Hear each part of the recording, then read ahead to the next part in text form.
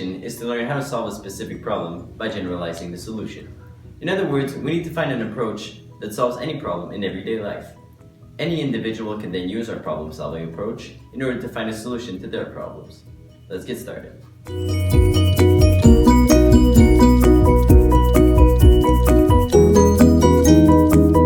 In our lives, we face problems. In order to solve these problems, we need to follow a couple of steps. The first one of them is to actually understand the problem. There are a couple of concepts, terms, or words used that you might not understand because maybe English isn't your first language. It's very important for you to understand every word used to actually understand the problem and to solve it. Excuse me? Yeah. English isn't my first language. Can you help me out with this? Sure. It says here that I have to find the amount of cakes to purchase. What does purchase mean exactly? Okay, so whenever you're doing a problem, you have to make sure you understand every word or term before actually attempting to solve it. So in this case, purchase means the number of cakes you would have to buy. Oh, okay. Thank you. Everything else I understand. Perfect.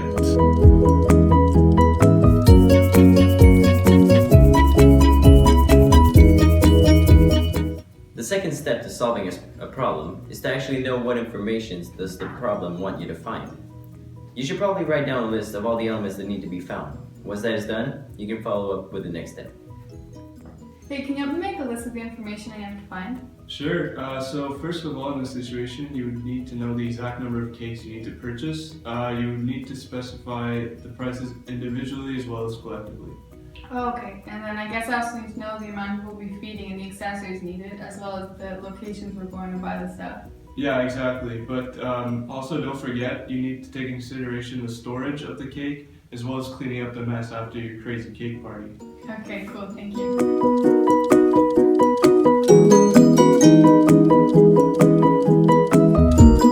The third step to solving a problem is to know what does the problem assume you know.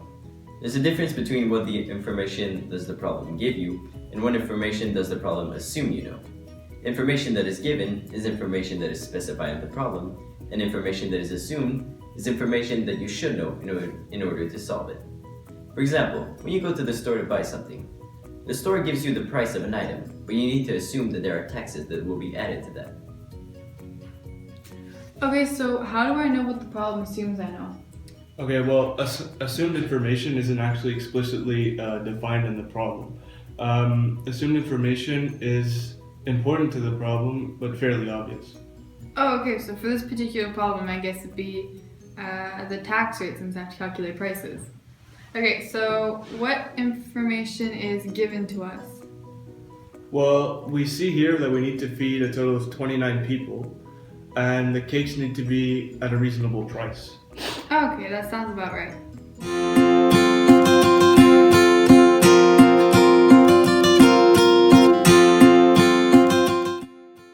The second to last step in order to solve your problem is to know what to do with the information that you have in order to find the information you need to solve your problem. By this point, you should have two lists. One of the information that was assumed and given, and one of the information that you have to find in the problem.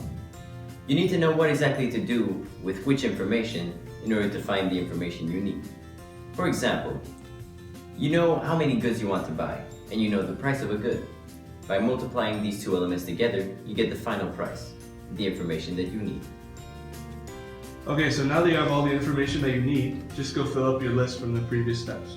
Yeah, okay, so I found the place to buy it, the flavor, all the accessories, the utensils, the napkins, the plates. I found where to store it, what to cut it with, and where to put the garbage after. Perfect. So don't forget to be very specific to your teacher about the actual location where she's going to go purchase the cakes as well as the accessories. Maybe you could give her the phone number so she can phone and make sure it's still in stock. And maybe you could put some pictures in your description to help know the exact brands of the accessories. That's a good idea. I'll go to the store tonight to take those pictures. Alright, now I need to make a list of all the information that I need based on what was given and what's assumed. So I'm going to need napkins, plates, forks, a knife, a cake, and some garbage bags. I should probably also add the locations. So Dollarama and Maxi. Alright, I think we're good to go. Okay, so for napkins, I think these should be good. But Andrew said I should be specific, so I think I'm going to take pictures to help the teacher out. There we go.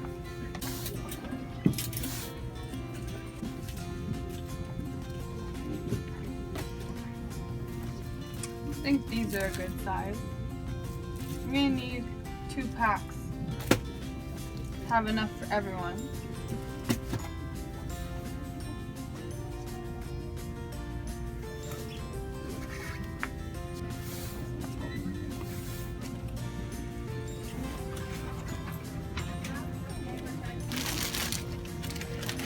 Perfect. The pack of forks was 48. I only need to get 1.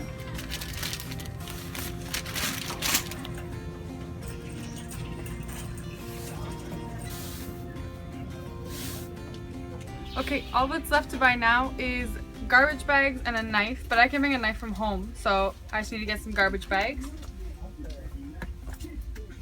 Here we go, 10 should do.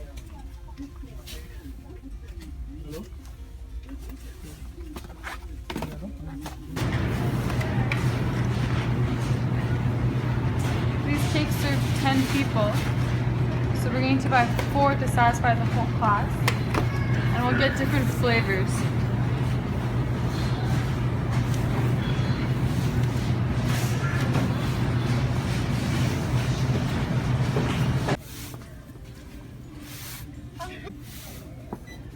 I got it.